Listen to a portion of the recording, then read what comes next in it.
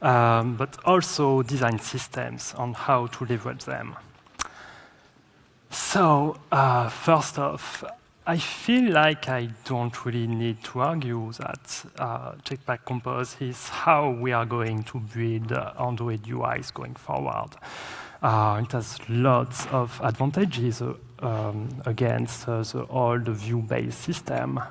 But still, if you have an existing code base, which might be pretty large, and of course, it's all using a view-based system. So now, well, how do we move from this to Compose? And that's not an easy challenge to solve. And one way to tackle it and have an entry point to introduce Compose little by little and get a lot of benefits from it is by leveraging a design system. So, if we want to talk about design system, we need to understand what it is exactly. If I look up a definition online, I will find something like a design system is a complete set of standards intended to manage design at scale using reusable components and patterns, which is a little bit vague, but what you should get out of this is that a design system in essence, is an API. The same way I have here an API very simply defining how I can interact with a network endpoint to get and modify addresses. A design system is also an API, but this time intended for designers. Instead of defining an endpoint, it defines how a designer can interact with design elements in order to build an application. That's great, but we are engineers, so what is in it for us? So let's say we have a design system in our application and we are using it to implement a new feature. Well, what we get from it is pretty simple, actually. So if I get something like this from design and it uses a design system, what I can expect to have is this. So if I use Figma or whatever design spec application you are using, I can have a definition for different UI components. And what we can build around this is something like this, where I take one part of a new design and I can say, okay, my design spec tells me it's a content row because that's what Figma tells me. And if I have a design system doing its job, it is exposing the same content row element. And all I have to do is tell the design system, okay, I want to use the content row. In this case, I want to have this text in leading. I want to have a button in trailing. And it's all a transcription of the design API into a Kotlin API. And we are actually getting a lot out of this, because as long as we are building components exposing the design system, we only really have to deal with content. We don't have to tell the design system, yeah, I would like 2 lines of text, I need these colors, I need this layout, I need this text style. Yeah, that's not really our job. The design system is here to handle all this stuff. So we can build an API which is going to take away a lot of the complexity. So we only have to really think about what kind of components we need to use in our design system. On this way, we can very easily implement a lot of features without having to actually do UI development, because we have a design system to do it once for us. So if I keep the same content row, I can decide, based on my design system, yeah, I would also like to have the possibility to have an icon.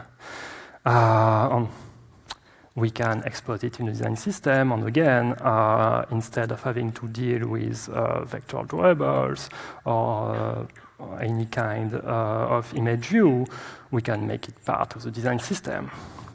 This way, we can build APIs which are really easy to use for feature engineers, but still have a common language, both with design and with other engineers on iOS or web. So we can get into a virtuous circle where it's pretty easy to build new features. The end goal for any system like this is to actually build a system in Kotlin, also on other platforms. So you have an internal or public library where you expose your design components, maybe possibly have a sample application to explain how to use it. And you can offload a lot of the UI development to do it once inside of a design system. And this way, you can deal with a lot of complexity. So for example, if you care about accessibility, well, you can make sure that content description, announcements, and so on are made inside of the design system automatically for you. So you don't have to all the time check that accessibility actually works in your application, because you can have some confidence that, yeah, it's going to work, because that's the job of the design system. And that's a very powerful tool.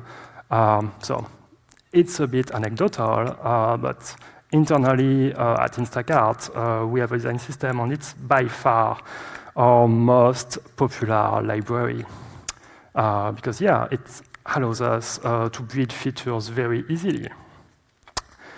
So now the question is, do we use views or Compose to do this? And it's entirely doable with views, and we already have an implementation of our internal design system with views. But the complexity with views is that you get all the drawbacks of the view system. So it's a bit of a Stockholm syndrome, because we are used to all the ceremony of complexity of the view system, where you have 4 different constructors. You have an imperative system to modify your view, which might not really match with modern declarative application development. You have XML style attributes, which are very flexible for better and worse. So that's not great, but that's still something we can leverage. But where a view system will break is when you need to have more dynamicity inside of your system. So we're talking about icons in a system. If suddenly I need to have animated icons, and my design system is only exposing static icons, well, that's not something easy to do with a view system. If you are exposing your icons as image view, and you need to use Lottie, which is an animation library, well, it's a Lottie image view, which is not the same thing at all. That's still doable. You can dynamically inflate views, but that's not very convenient. It takes a lot of boilerplates. And really, that's one angle where Compose works extremely well, because you want dynamicity in your UI. In Compose, that's a slot where you can have a hole in your UI and inject what you want. So, very well. Let's see how we can leverage a design system in Compose. So, naturally, since we are on Android, we have a design system on the platform, which is material design. So we can use one of the two material design libraries we have for Compose and try to build a system around it. Let's say I want to display a button in my application. This is what we get from material design. So since we are moving away from the XML system, we have a lot more declarativity about what is customizable in a component. So even for something which might seem simple as a button, I have a lot of parameters, and that's a completely legitimate choice for material, because that's how you can customize a button in Compose. So you can build my button on top of the material button. Maybe you will customize like the border or elevation if you care about it in your application. And that works up to a certain point. So material is very opinionated about how material design should work, which is, again, very legitimate, absolutely not bashing against material. But it is making some choices for you. So for example, if we have a button, it's using a surface. And surface has some fundamental behaviors like a minimum size, which might not be what you want. It's going to alter your colors with elevation, which again, might not be something that you want in your application. It's also deciding to pass dependencies implicitly using position locals. And again, is it the right choice for your application? Maybe yes, maybe no, but that's a choice you want to make yourself for your code base. So yeah, very soon, if you use material, you might hit some cases where it's not entirely fitting with your particular use case. And it's going to get, unfortunately, even more complicated, because if you deal with some other material components, so for example, snack bar, and you want to display, for example, an icon in your snack bar, on material, snack bars are only text. So that's not really doable. You have to modify it. So you can modify the snack bar, it's pretty open, but the snack bar state, which isn't modifiable. So you are going to need your own snack bar state to add an icon in there. But snack bar state is used in a scaffold state for the material scaffold, which is the skeleton of material UI. So in a lot of cases, you are going to have to really take what material gave you and basically redo it in order to fit your use case. So it might be worthwhile to really think about is material or is any library I am using really the best fit for my application? And that's a very general concern. Even if I look on material.io, and we have what material call case studies, where they are implementing some variation on material. But all these variations are going to expose UI elements which aren't really part of material. Yes, of course.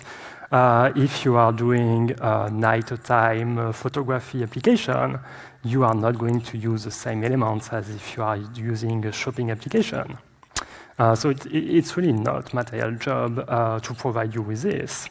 So if you are doing a shopping application, you are going to probably want something like that, where you have a shopping item with an image, a price, a name, a quantity picker. Yeah, of course you want this in a shopping application, and of course it's not material's job to provide it for you. So with all of this in mind, it might be useful to let go of material if it doesn't fit your use case, And again, I'm not advocating for you to use or not use material, or use or not use, so Instacart design system, the design system I'm going to use as an example. But really, when adopting Compose, to think about what are the specificities of your use case, and determine what kind of API you want to work with your code base on your specificities. Still, let's see how we can implement a design system. And in this case, I'm going to use IDS, Instacart Design System, as an example to see one way to build a system. After that, up to you to determine what are going to be the way you can do the same process for your application. So if we want to build a system, we are going to have to start with the most basic and fundamental components. For example, in our system, we have a lot of definition for colors. In material, you have primary, secondary colors, but that's not really easy to map to a specific use case. So, for example, if you are a shopping application, maybe you have a brand color for some actionable content. Maybe you have a subscription color if you have a subscription service. If you have sales, you are going to want to sale color. And you are going to want to have a way to expose this to feature engineers in an easy way. So let's see how we can build a list of requirements out of our color system, and then we'll see how we can have an abstraction to build it. So in my case, for my color system, I want to have day-night handling, because I have colors which adapt to day or night values. I also have a white label application, so I would like my colors to adapt to branding when I'm selling my service to a third party. So I can just deal with the brand color and have that handled automatically for me. And that's an important point, because if I'm designing a system and I want to power feature engineers, I want to handle as many use cases automatically inside of the design system, instead of having all the engineers leveraging the system, having to deal with all the implementation details. Oh, I am in day or night mode. Is it a white label application or not? If I can, I would like to remove as much complexity as possible from the design system. Last point might need a little bit of an explanation. I want to have an abstract representation outside of the composition. So here we are touching something which is not just how my design system works, but how I want my code base to work. So I would like to have a way in my code base to express colors even when I don't have access to an Android context or composition scope, which is roughly equivalent to a context in the Compose world. Okay, so we have a list of requirements. How can we make it happen? So one way which works for us is to define an interface. So we called it color spec, since defining color. We needed a naming, so spec is very short and can be reused for our components. So we have an easy to understand and uniform naming for all our design components. So we have an interface color spec, and it's just one single method, value, which only job is to emit a color. But the interesting point is that it's a composable method. So I'm going to be able to call it inside of the composition to actually decide what color value I want in this case. So we have something. Now I want to expose to feature engineers a way to access all these colors in pure Kotlin. So let's build some objects. So I have a list of colors in my design system. I will have a list of colors in color spec in the companion object. So this way, I can easily take the design system, look at the color of a component, and I just have to do color spec dot name of that color, and I have the color unit I want without having to deal with any of the details of, okay, what X value that color actually is it day night, is it white label, so on. Yeah, that's not something I want to deal with. Okay, so this way we can expose all the colors for our design system. We can also build some utility methods, because in some cases you are going to want to be able to build colors from an arbitrary value, because we always have cases outside of our system. And actually, since it's an interface, if my convenience methods are not enough, an engineer can absolutely implement my interface and have whatever logic they need in order to produce a color value. So, okay, we have something which works. Since system grayscale 70 is just a Kotlin val, I can have mapping from GraphQL to directly convert from a network enum to a color spec object. So that's can work, but how do we make it actually work? Because we just have the shape of the API, but how do we get all the values we need to actually emit the colors we need? So we can actually use a principle taken from material, which is to have composable at the root of your composition, where you can inject some configuration. This way, you can pass all the information you need to decide how to customize all the values of your design system. Okay, we have it at the root of the composition. Now we need to pass it down to any child element of my UI. Fortunately, that's pretty easy to do in Compose, since we have composition locals. So composition locals are basically service locator pattern to let me flow down dependencies anywhere I want in the composition. One of the drawbacks of the service locator pattern is that it's pretty bad at handling scoping, but that's not actually a problem here, since we are defining it at the root of our composition and we are not modifying it anywhere. So we cannot worry about scoping and just have a system to deliver all these values automatically. So perfect. Now we have a way to expose to engineers a color system, and we can use the same principle for other atomic elements of my system. So let's say we want to customize textiles for white label. Well, I can define a textile spec. It's a single method interface. This time it emits a textile. On same principle, I can customize it at the root of the composition.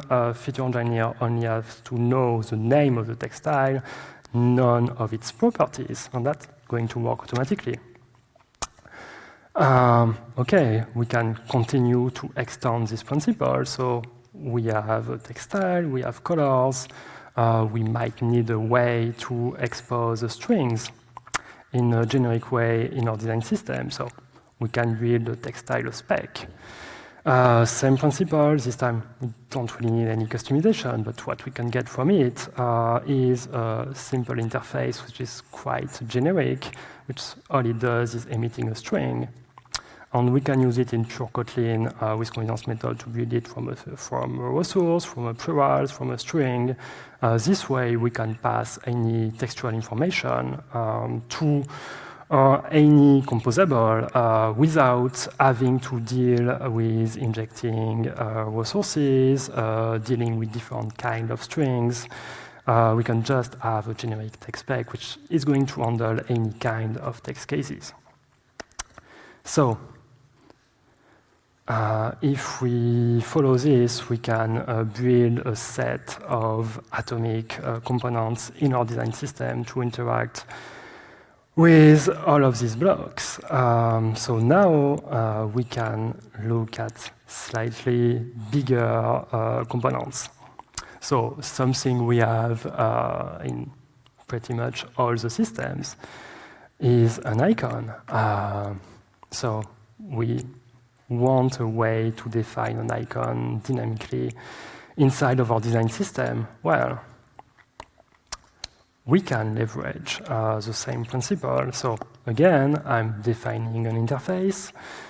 Since in Compose, a hole in the UI is a slot, let's call it icon slot.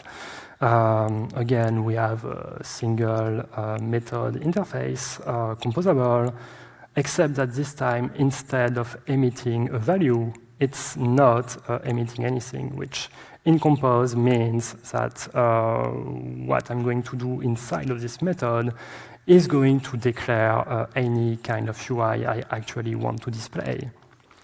And that's exactly what we want here, because this way we can have an icon slot, which in its implementation, on that just implementation detail, actually do the job of drawing the actual element. And if we need more customization, well, it's an open composable interface, so I can implement it. And if I want an animated icon, I can have an animated icon very easily. If I want to display some piece of text as an icon, I can do that as well. And I'm also doing something else here because my content function has a single parameter, so content color. So here we are deciding what is an icon in the design system. And that's, I believe, a fairly common assumption that you are going to want to be able to tint your icon with a given color. So now, since we are building our system, we can decide how we want to pass down dependencies. In this case, for our code base, we would like to have explicit dependencies. So we make it part of the function instead of relying on, for example, material which would pass it implicitly.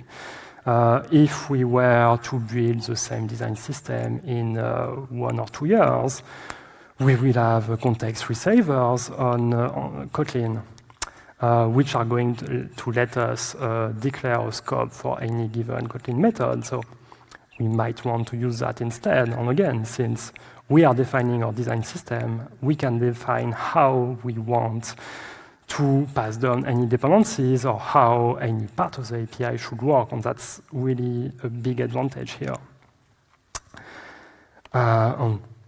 Again, we can fairly easily build some convenience methods. So I would like to easily build an icon slot from a drawable. Well, that's pretty easy to do, and I can even leverage some other elements of my design system. So for example, with the text spec to define a string. So all my components can start talking with each other.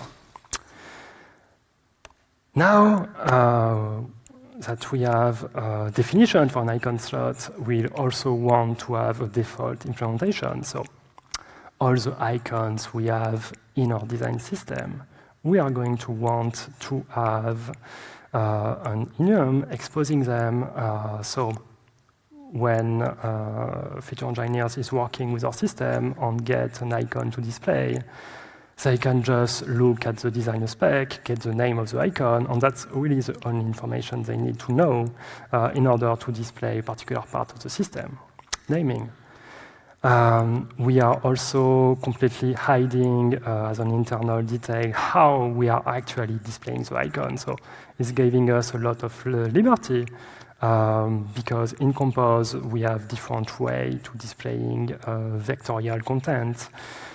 We have vector drawable, like in the view-based system. We also have image vector. That's something we might want to adopt at a later point, or maybe even now, but it doesn't matter. It's just an internal implementation detail of my design library. So I can completely hide how it works to the feature engineers.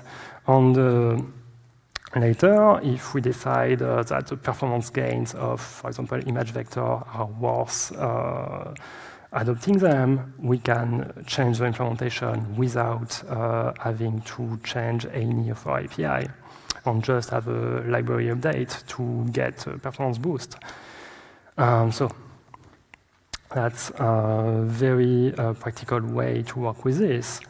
Another very convenient thing we can do with such a system is if we get icons as part of our network API, so for example in GraphQL, we are also going to want to define all our icons inside of the graph. And it's extremely easy to take what is probably going to be an enum in GraphQL and build some kind of extension method, GraphQL icon to icon slots, which is going to take care for me of all this conversion stuff. So if I'm working on a feature leveraging the GraphQL graph of my architecture, I just have to call one method to get an object which is ready to use in Compose. So that's not bad. This way we can have all the fundamental elements we are going to want to use in our system. So we can finally start building actual UI elements at a larger scale. So something very simple, again, which is part of our design system, you probably have something different in yours, is what we call a pill. So it's a simple text with a border stroke, a selection state, enable, disable state. And that's what we have in our API. So of course, at the design level, we are going to have a text style, we are going to have some padding, some dimension, and so on. That's not really something we need to expose as part of our public API. It should just be an implementation detail, so you get uniformity of your UI element for free, because how to display a pill is now just an implementation detail of my design system. And since it's based on the spec of our designers, yeah, it should display what we want. So all I really want to expose as an API here is a pillar spec. So I have a label, I have an on-click, I have a selected state, and from there I can build all the UI states exposed earlier. And when I want to display it, I just pass it to a pill composable, and yeah, this works. But we still have the same problem as we had with view-based system, is that we want dynamicity. And that's not really exposing enough of it. So we can go further, and in addition to having a basic pill composable, we can have a base pill, which is a lower level public API, where we have an open content slot. This way, if you want to display this UI element, but with an icon on the text, well, you call base pill, you enter a row with an icon on the text, and that's all you have to do. If you want to display an image, you call a base pill, you put an image in it, and again, you only have to deal with your actual customization. You get the base behavior of border strokes, sizing, styling, and so on for free. That works. And we can expand this same principle to have a base button, a base text input. This way, we can build a design system where we get really best of both worlds, because we expose a common API with design, where we can take UI elements, just use its name and get it for free. It's going to display correctly. And we can make sure of this, since we are working inside of a design system. We can handle it as a separate library and do screenshot testing as a part of the design system. So when you use it in your application, you have a lot of confidence that, yeah, it's going to work correctly, because that's the job of the design system. And when you need dynamicity and to display some more custom content, you also have easy-to-use components. As we adopt Compose more and more, we are still going to want to have some custom components. And we are going, for example, to want to display text in our application. And if we are manipulating material and exposing it as an API dependency in our application, we have the material text component to display text. That's not really what we want here, because it doesn't expose any of the atomic component of my system. I don't have a textile spec. I only have a basic material textile. I don't have a text spec or any other atomic component you want to have in your system, so one for colors. And I still have any material customization text might want to do. But actually, I don't have to be limited by the material API here, because I can take the text material composable and actually look at how it works. And well, all that text is doing in material is calling basic text in Compose foundation. So it's very straightforward, on maybe 50 lines of code max, to define my own text composable, which is going to leverage all my atomic components in order to leverage an easy-to-use text composable. And since we are creating it, we can decide how it should behave. If we want to adjust the color for contrast automatically, for example, we can do that since we own this composable. As our design system grow, we can define more and more base composable. If necessary, based on the material one, so we keep familiarity with how the API is shaped, but we get the behaviors we want out of them. And that's going to be extremely important when adopting Compose. So this way, we can build pretty complex system and expose it in a way which is in service of our needs and get the customization we want. Then comes the question of how we are going to adopt it inside of the application. And since we are working with Compose, we have some very easy ways to bridge between views on Compose on views.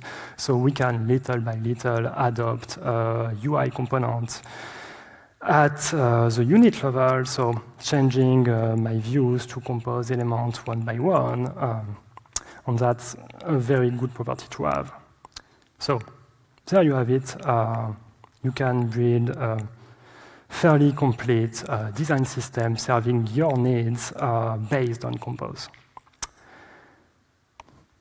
I should mention that Hey, we work at Instacart and we are hiring, so hit me up if you're interested.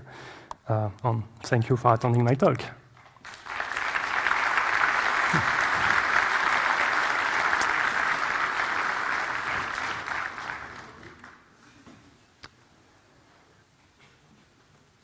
Any questions?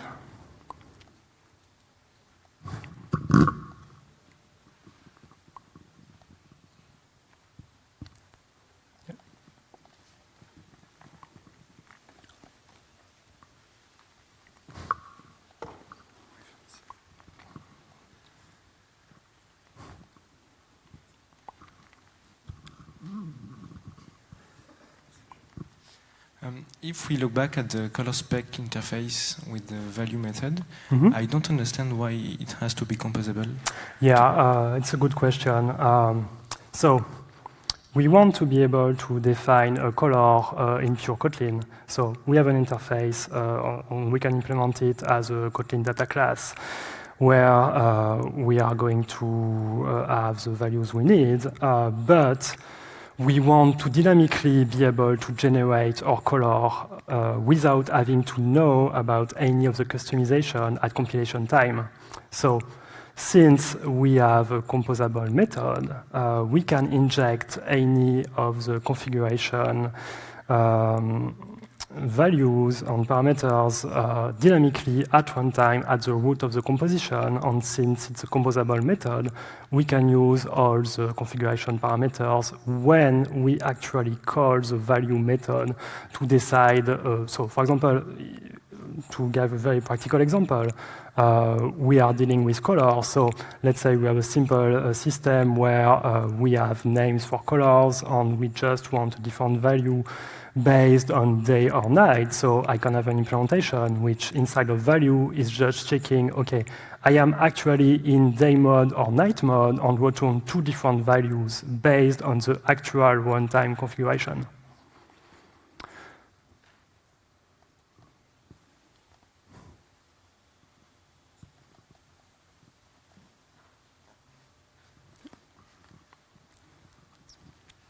I would like to know if you implemented your design system from scratch or if you migrate from a legacy design system. Yeah, it's a good question. So did we implement from scratch or did we migrate from a legacy one? So we had a legacy design system. It was a legitimate question. Do we start from scratch or do we just change element by element? What we decided to do since we started more than a year ago is to restart from scratch so we don't have to deal with all the craft that we got because we were using a view-based system.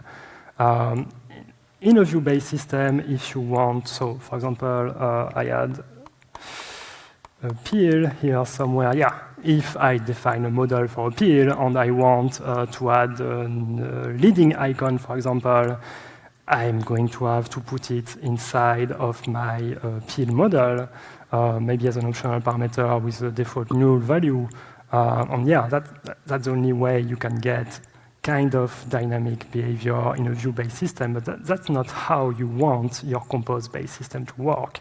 So we decided pretty early that if we wanted to get the most benefit from compose, it was more efficient to restart from scratch. But especially for like the most used component in our design system, make a very big effort to keep our APIs as similar as possible. So you could still have exactly the same API shape. So when you move from a view-based system to a compose one, you can still have the same naming, still have the base generic API shape, and easily swap the view-based implementation for the compose one.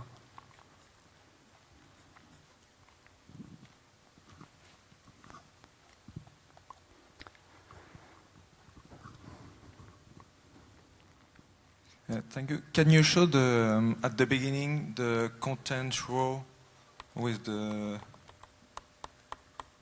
Yes. Yes, just after with the code of how Yeah. Yes, and here, like leading and trailing are just a composable function, or No, they are basic Kotlin function. Because here I want, so again, it's a decision we made for our design system. We want a way to define our components outside of the composition with the business logic in pure Kotlin. Because this way, we get the benefit of having extremely easy to test code. Because so we are, when we call raw.content, we get what is just a Kotlin data class, which is defining what we want to display. So in this case, it's going to have leading internal data class with a label, label 2, label 3, and so on, a trailing a label with an option. So we have a Kotlin data class to define what we want to display. Since it's just a Kotlin data class, we can run assertion on it, we can test all that logic without even having to know that, yeah, it's actually here in order to be used in a composable. And then when we want to display it, well, we pass this content row spec to our content row composable, and it's going to display automatically based on the rule of our design system. Okay, so that is basically the spec object of a row. Exactly. Okay. And do you have some code of some that we have a real world example so we can see when it's working together? I mean, no, actually, yes, I know, but with the spec and maybe I don't know if you have some. Let's see. The open source code to see. I can maybe open source some code, but I can show you very quickly an example. So, let me move this here. Here. Okay, so I have my spec in Figma on what we have. For example, let's take this one. Is a definition of exactly what we want out of, so for example, a cards component. So here we have a design spec where we define, okay, here is what is a card, here are all the cases we want to expose. And from there, we can, if I can find my ID, put it in presentation mode. No.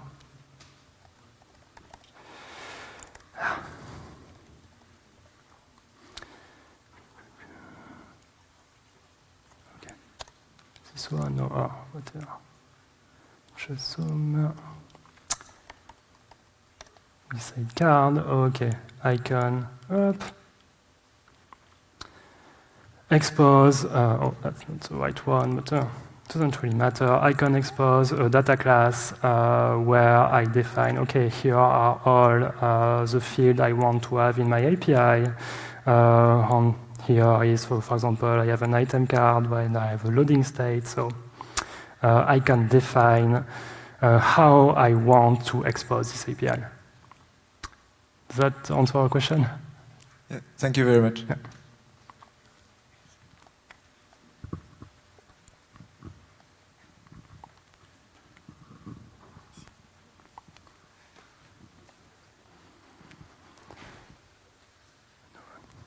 Okay, thank you.